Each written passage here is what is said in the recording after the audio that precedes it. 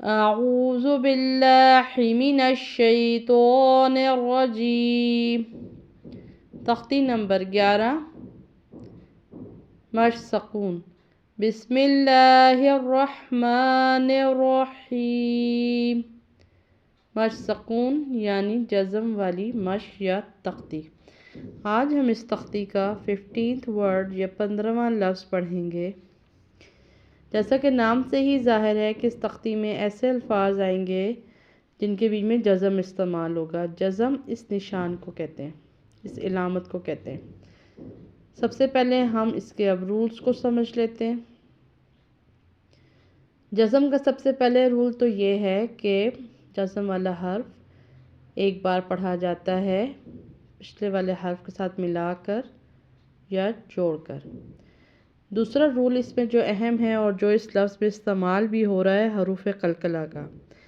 حروف قلقلہ 5 ہوتے ہیں: با، جیم، دال، تو، قوف۔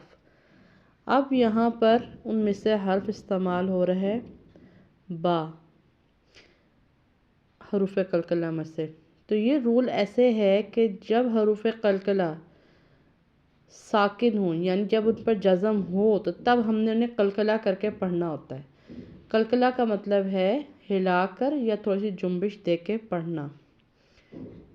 اب ہلانا کیسے ہے یا جنبش کیسے دینی ہے کہ جس مخرج سے یعنی جہاں سے آپ وہ لفظ ادا منہ سے کہہ رہے ہیں اسی سے جا کے آواز دوبارہ ٹکرائے۔ جیسے کہ یہاں پر با ہے تو با ہونٹوں سے ادا ہوتا ہے تو دوبارہ وہیں جا کے آواز ٹکرائے۔ سین پڑی زبر با ساکن سب، قوف دو زبر الف قن سب قن۔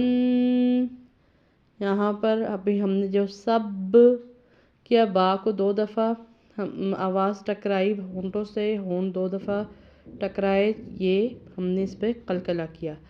اور قوف کے تلفظ کا خیال کرنے کے کن نہیں پڑھنے سے حلق سے یاد آتا ہے موٹا قوف پڑھا جاتا ہے یعنی پر پڑھا جاتا ہے۔ قوف 2 زبر الف قن سب قن۔